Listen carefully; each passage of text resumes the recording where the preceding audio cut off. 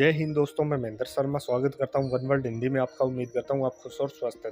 दोस्तों जैसा कि आपने देखा कैसे शेख रशीद अब पाकिस्तान की आर्मी पे ही सवालिया निशान उठाने लग गए, क्योंकि इनको सिर्फ और सिर्फ सत्ता चाहिए और कैसे पाकिस्तान की कुर्सी हथियाने के लिए ये अब हथियार बनाना चाहते हैं फौज को और उनको गरिया के। कहीं ना कहीं आज पाकिस्तान की पॉलिटिकल इंस्टेबिलिटी में भी पाकिस्तानी फौज का हाथ भी है, जबकि दूसरी तरफ अगर देखा जाए तो ये पाकिस्तान इमरान खान और शेख रशीद वगैरह जैसे जो चमचे हैं वो हर बार कहीं ना कहीं अमेरिका का भी डिस्कशन करते रहते हैं, जबकि असल मुद्दा ये था कि इनसे पाकिस्तान की हुकूमत चली नहीं और इतनी बैड हुकूमत दी कि पाकिस्तान के हर देश के साथ सारे रिलेशन ख़त्म हो चुके थे। तो दोस्तों देखिए, शाह महमूद कुरैशी के साथ बहुत ज़बरदस्त डिबेट और पाकिस्तान की पॉलिटिकल सिचुएशन पे बहुत ज़बरदस्त विश्लेषण। तो दोस्तों देखिए डिबेट और कमेंट में अपनी प्रतिक्रिया जरूर दें। लास्ट में आपसे रिक्वेस्ट करूँगा, चैनल पर नए हैं तो चैनल को सबसे पहले सब्सक्राइब करें, लाइक शेयर कमेंट जरूर करें। दोस्तों जय हिंद, वंदे मातरम, भारत माता की जय। दोस्तों मरियम ने जनरल फैज हमीद का नाम लिया, फौजी कहां सोए हुए थे? 14 मरतबा कमर जावेद बाजवा और जनरल फैज हमीद को गैर पार्लिमानी जबान इस्तेमाल की। आप कहां सोए हुए थे? मैं अफवाज पाकिस्तान से एबटाबाद में मुतालबा करता हूं कि पाकिस्तान को बचाना है तो इलेक्शन करवाना है।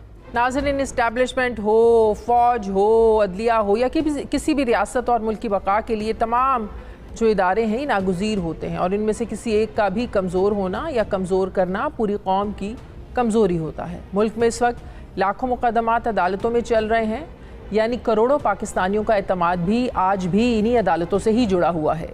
इंसाफ के लिए आज भी इन्हीं अदालतों का ही दरवाज़ा खटखटाया जाता है। क्या इस अदालती निज़ाम के बग़ैर हम मामूलात ज़िंदगी का तसव्वुर कर सकते हैं? अफवाज पाकिस्तान की वजह से मुल्क की दिफा कायम है एक ऐसे वक्त में जब बहुत से बैनुल-अक़वामी दुश्मनों की वतन अज़ीज़ पर नज़र है, दहशत गर्दी का माहौल है। ऐसे में अफवाज पाकिस्तान इस मुल्क के दिफा के लिए मौजूद हैं और फिर ऐसे हालात में अपने इदारों के ख़िलाफ़ सियासी प्रोपेगेंडा को काउंटर करना हम सब की ज़िम्मेदारी है, चाहे वो किसी भी सियासी पार्टी की तरफ से हो। इदारों और शख्सियात में फ़र्क को जानना बहुत ज़रूरी है। इसी मौजू पर मैं बात करूंगी। मुझे ज्वाइन कर रहे हैं साबिक वज़ीर ख़ारजा तहरीक इंसाफ के सीनियर रहनुमा शाह महमूद कुरैशी साहब। अस्सलाम वालेकुम, बहुत बहुत शुक्रिया। शाह साहब, आज DGISPR ने एक बार फिर से कहा कि पाक फ़ौज को सियासी अमल में शामिल ना किया जाए, सियासी गुफ्तगू में ना घसीटा जाए। अब बात यह है कि नून लीग हो या PTI हो, हर एक को अपने किए का जवाब देना है, अपने अमल का हर कोई जवाबदेह है। शेख रशीद साहब ने आज ये कह दिया कि मरियम नवाज ने जो कल तनकीद की थी फतेह जंग जलसे में, फौज कहाँ सोई हुई थी। उन्होंने एक बार नहीं, उन्होंने बार बार इस चीज़ को रिपीट किया। बार बार वो उन्होंने फौज को कहा कि आप लोग फौजी कहाँ सोए हुए थे। क्या इस लबो लहजे में बात करना ये दुरुस्त है शाह साहब? मैं समझता हूँ कि हमें इदारों को सियासत में, जब वो खुद कह रहे हैं कि हम सियासत में मदाखलत नहीं करना चाहते, उनका एक आईनी रोल है और वो अपने आईनी रोल के अंदर रहना चाहते हैं, हमें उनको बिलावजह बिल्कुल नहीं घसीटना चाहिए और मैं उनसे इत्तफाक करता हूँ। देखिए, हम पर तनकीद की जा रही थी, हमने वाज़ेह तौर पे कहा कि तहरीक इंसाफ की पॉलिसी नहीं है इदारों पर इस किस्म की तनकीद करना। हो सकता है कुछ लोग जज्बात में आके, अब करोड़ों लोगों के पास फोन है और सोशल मीडिया पे किसी का कंट्रोल नहीं है, लोगों ने शायद तजावुज किया हो, लेकिन हमारी ये पॉलिसी नहीं है। उसके बरक्स आपने देखा कि फतेह जंग में एक सियासी जमात की लीडरशिप ने जो लबो लहजा अख्तियार किया और नाम लेके एक सर्विंग ऑफिसर जो कि कोर कमांडर है, उनका नाम लेके जो उन्होंने गुफ्तगू की, बहुत नामुनासिब है। वो सही कह रहे हैं कि इदारों को सियासत पे मत घसीटिए। हम तो हमेशा यही कहते रहे हैं कि इदारों को सियासत से बाहर रहना चाहिए, और जब वो इस चीज पर आमादा हो गए हैं और सियासत से लाताल्लुक होने का फैसला कर दिया है तो क्यों घसीटते हैं? आज शहबाज शरीफ साहब से, प्राइम मिनिस्टर से हम एंकर्स की मुलाकात थी। मरियम नवाज किसी लबो लहजे पर उनसे सवाल भी हुआ तो प्राइम मिनिस्टर ने कहा कि शोला बयानी में इस तरह के जज्बात में इस तरह के बयानात वो उन्होंने दे दिए, इसको संजीदगी से नहीं लेना चाहिए। तो जिससे ये हमें तासुर मिला कि प्राइम मिनिस्टर इस चीज को सपोर्ट नहीं करते हैं। کا مطلب ہے کہ شہباز شریف صاحب وہ کہہ رہے ہیں کہ مریم کی گفتگو غیر سنجیدہ تھی، تو پھر وہ اس کا نوٹس لینا چاہیے نا، اس کا نوٹس لینا چاہیے۔ ایک طرف آپ کہہ رہے ہیں کہ وہ غیر سنجیدہ گفتگو کر رہی ہیں، دوسری طرف آپ دیکھیں کہ آپ میڈیا پر جو قدغن لگا رہے ہیں۔ آج آپ دیکھیے نا، آپ ذرا آج دیکھیے کہ آج ہمارا ایبٹ آباد میں ایک جلسہ تھا، اور بہت سے تو ایسے چینلز ہیں جو مختلف وجوہات کی بنا پر ہمیں بلیک آؤٹ کرتے ہیں، لیکن جو دکھانا چاہتے ہیں اپنی مرضی کے مطابق اور لوگ دیکھنا چاہتے ہیں، تو جس طرح آپ نے دیکھا کہ کیبل آپریٹرز پر دباؤ ڈالا گیا، جس طرح ان کو ان کے نمبرز کو چینج کیا گیا، ان کو مشکلات میں ڈالا گیا، جس طرح اب اس کو دھمکیاں دی جا رہی ہیں، یہ کیا کر رہی ہے؟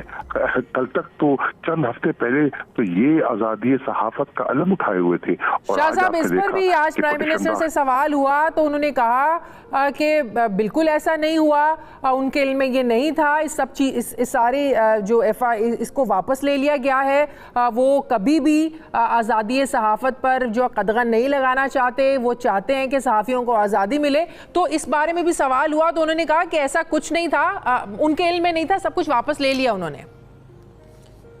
دیکھیے ہوا تو صحیح، پٹیشن تو گئی، اپیل تو ہوئی، واپس لے لیا، اگر واپس لے لیا تو ٹھیک ہے، مناسب کیا، لیکن ہوا صحیح۔ یہ کہہ دینا کہ ہوا نہیں، یہ درست نہیں ہے۔ صحیح۔ اچھا شاہ صاحب، خان صاحب نے کچھ دن پہلے یہ بھی کہا کہ جولائی سے انہیں اس سازش کا پتہ تھا کہ جو کچھ بھی آپ لوگوں کی حکومت کے خلاف ہو رہا تھا، اسی لیے اس وقت کے جو D G I S I تھے جنرل فیض، وہ نہیں چاہتے تھے کہ ایسے وقت میں ان کی پوسٹنگ ہو، وہ اس سارے معاملے کو دیکھیں۔ تو ایسے میں ظاہر ہوتا ہے کہ سیاسی معاملات کے لیے آپ لوگ بھی چاہتے تھے کہ وہ ایسا ادارہ جو بار بار کہتا ہے کہ ہمیں سیاست میں انوالو نہ کریں، تو آپ لوگ انوالو کرنا چاہتے تھے اس سارے سیاسی پروسیس میں؟ بالکل نہیں، میں اس کی وضاحت کرتا ہوں۔ جو خان صاحب نے کہا اور میں اس کی وضاحت کرتا ہوں، وہ یہ فرما رہے تھے کہ افغانستان میں ایک ٹرانزیشن تھا، افغانستان کی صورتحال بہت نازک ہے، اور وہاں ایک نیا سیٹ اپ آیا ہے، اور ہمارے معاملات ایسے تھے جس میں میں سمجھتا تھا کہ کنٹینیوٹی کی ضرورت ہے۔ آفیسرز جو آئے ہیں وہ بھی پروفیشنل ہے، لیکن کوئی بھی افسر آتا ہے، نئی ذمہ داری سنبھالتا ہے، تو اس کو سیٹل ڈاؤن کرنے میں ٹائم لگتا ہے، ایک ٹرانزیشن پیریڈ ہوتا ہے، اور وہ سمجھتے تھے کہ وہاں معاملات اتنے حساس ہیں اور اتنے نازک ہیں کہ یہ 2-3 مہینے جو ہیں وہ ہمارے لیے میک اور بریک کی سچویشن پیدا کر سکتے ہیں، اور ہمارے اندر مشکلات پیدا ہو سکتی ہیں۔ تو میں نے کہا تھا تسلسل برقرار رہے کچھ عرصے کے لیے، اور پھر یہ ان کی اپنی ثوابدید پر ہے، ان کے اپنے قوانین ہیں، ان کے اپنے رولز اینڈ ریگولیشنز ہیں، اور ہم ان رولز اینڈ ریگولیشنز کا احترام پرسوں کے جلسے میں عمران خان صاحب نے جولائی کی سازش کو ہی اس لیے سے جوڑا تھا، انہوں نے سازش کا ذکر کیا، اس کے بعد انہوں نے اس تبدیلی کے حوالے سے بات کری تھی۔ نہیں، یہ ان دو چیزوں کا مت جوڑیے۔ جو پرسوں انہوں نے فرمایا وہ اس کی نوعیت اور ہے۔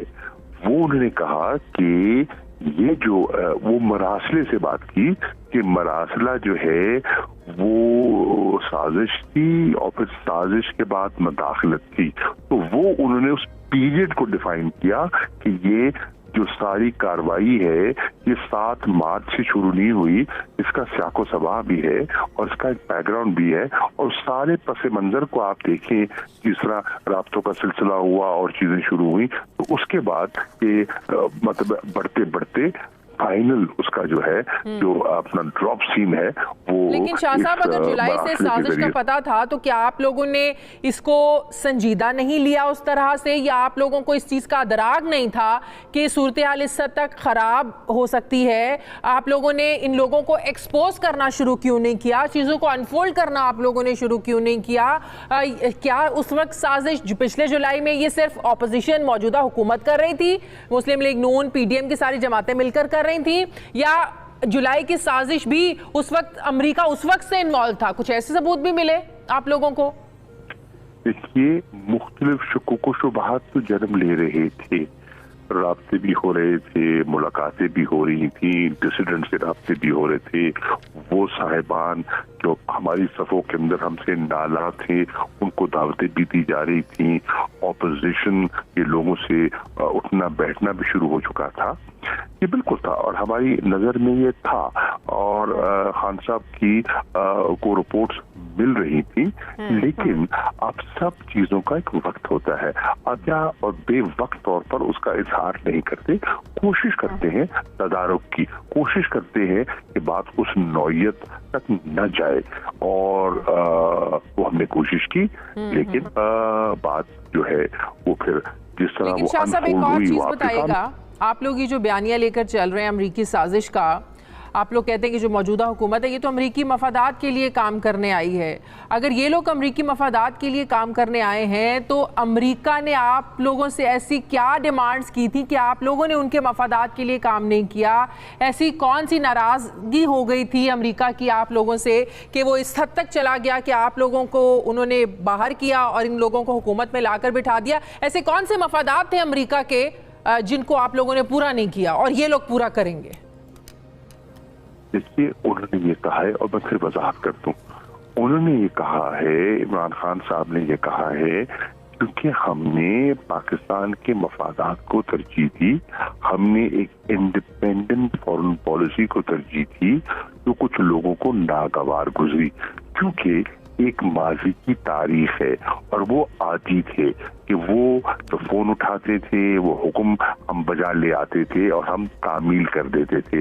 پہلی مرتبہ ان کو ایک ایسی حکومت کا سامنا کرنا پڑا جو برملا کہہ رہی تھی جو آپ کر رہے ہیں ہم اس پہ اتفاق نہیں کرتے. ہم سمجھتے ہیں کہ افغانستان میں ملٹری سولوشن نہیں ہے، اس کا پولیٹیکل سولوشن ہے. اور آہستہ آہستہ کنورجنس ہوئی. ہم سمجھتے ہیں کہ جو یوکرین کی لڑائی ہے اس میں پاکستان کو ملوث نہیں ہونا